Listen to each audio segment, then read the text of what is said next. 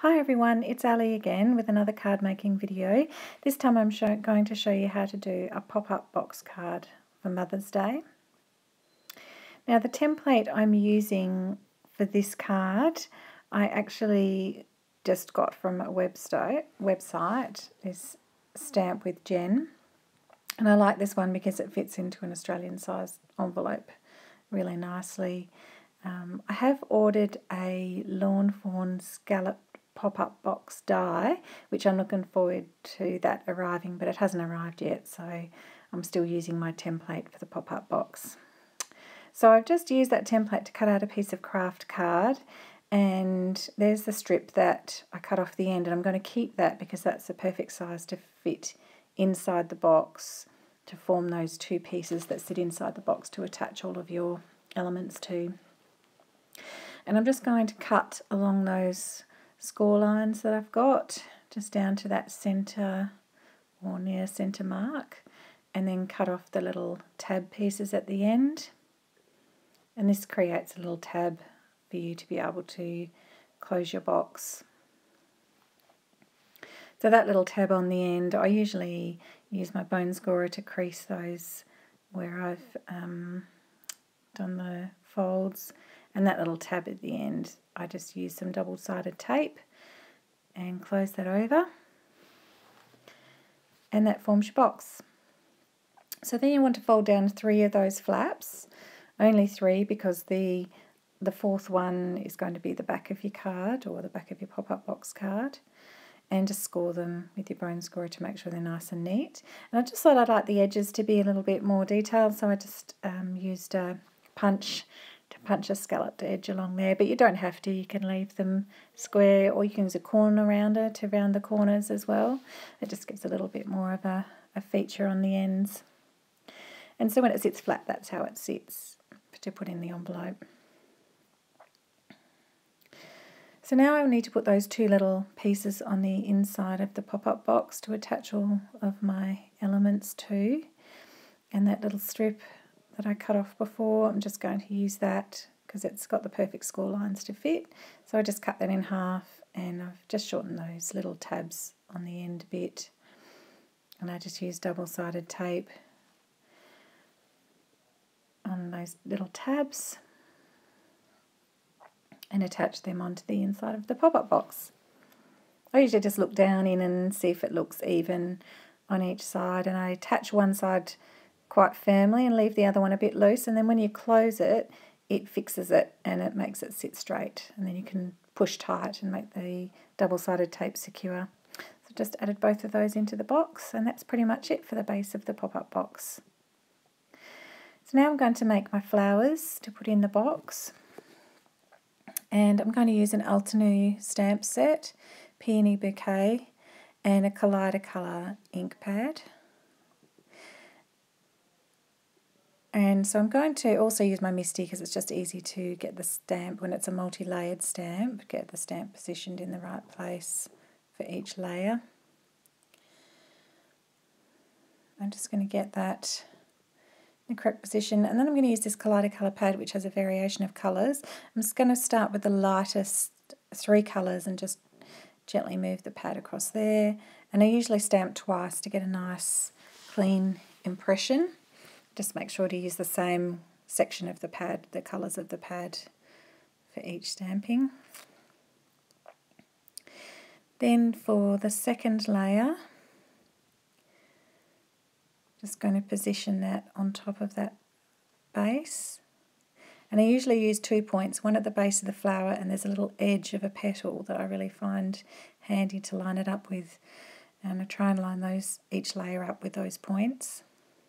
There's lots of guides on the net of how to line up Altenew stamps, and there's also a guide in the back of the stamp set when you get those. So have a Google if you're having trouble, because there's lots of handy little hints about how to line them up nicely. And then I've just used the middle section of the pad to ink up the next layer of the stamp, just so that I get a little bit of a variation in the ink colour. And then I'm just going in with the last layer of the stamp and inking that up with the darkest section of the ink pad. And then just gives you a nice variation in colour across the flower. And because I want the darker shades to show out a little bit more, I'm just going to go back in with the second layer of the stamp set, stamp it with Versamark ink, and then emboss the flower with clear embossing powder. This will just make those colours stand out a bit more. Before I do that, I just cover it with my powder tool, stamp it with Versamark ink, and now I'm going to emboss it with the clear embossing powder. And then just heat set that with my heat tool. Then after I've heat set that, I actually use the die set to go with that stamp set to cut out that flower. And I also do 3 of the smaller flowers and cut them out with the dies as well. Then I have a Poppy Stamps die, the Massa Leaf background, and I'm going to cut some of those out of a dark green card to make the leaves to put in the box as well. So I've cut those out, and there's all my pieces ready to assemble my box. I just want to put some other paper, some pattern paper on the outside of the box, and I've picked just a white brick pattern, and I need a piece to go on sort of the inside of the box there, and then 3 pieces to go on each of those flaps at the front and the sides. So I just cut small pieces to fit those and stick them on with double-sided tape. Now it's time to assemble all the pieces into the box card and just to decide where everything might sit.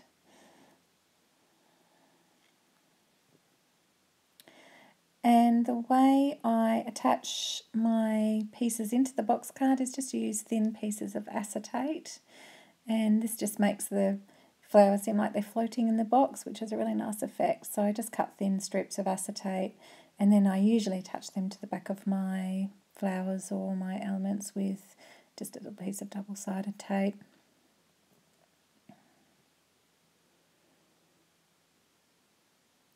There we go.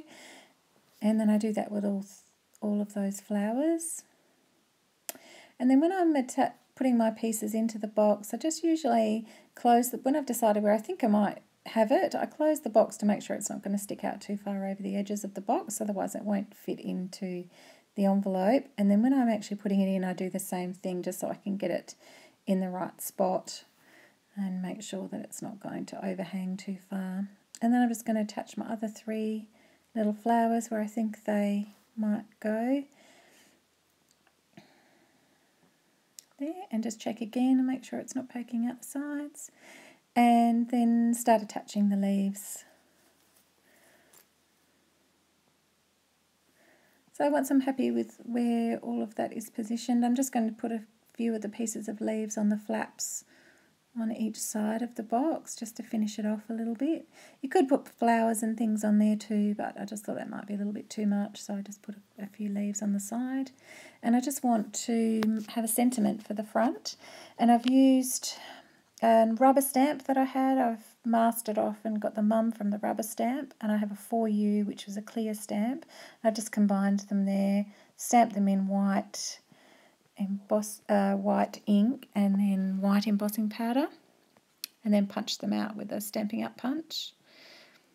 And I'm just going to use the same punch to punch out some dark green and put a little thin strip on each end overhanging, just to give it a little bit more, make it stand out a little bit more when it sits on the box.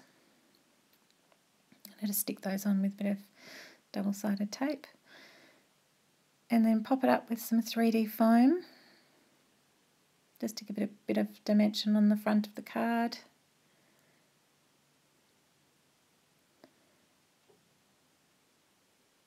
And that's pretty much it. I usually, on the back of my card, I usually put a thin white strip of card just to give it a little bit more strength and for somewhere for people to write. So I just cut that to size and stick that on again with double-sided tape. And that's the finished box card. I hope you like it, and I hope it inspires you to make one of your own. Please give me a thumbs up if you like the video, and subscribe as well. Thanks for watching, and I hope to see you next time.